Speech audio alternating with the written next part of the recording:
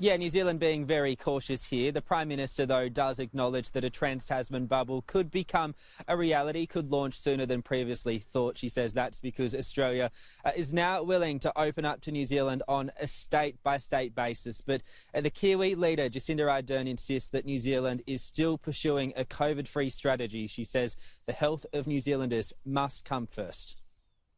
What we need to be assured of is that when Australia is saying, OK, we've got a hot spot over here, that the border around that hot spot means that people aren't able to travel into the states where we are engaging with in trans-Tasman travel.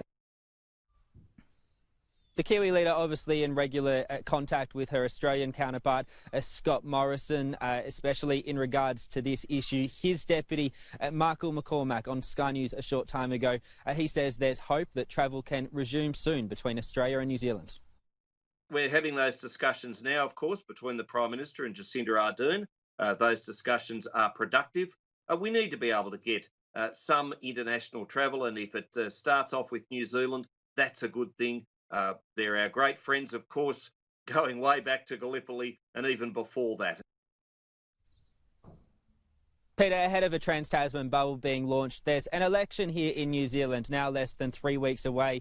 2 polls out in the past week, including one released last night, show that Labor, led by Jacinda Ardern, on track for a landslide victory, on course to be able to govern alone. But Jacinda Ardern says that's not something she has entertained. She is not being complacent.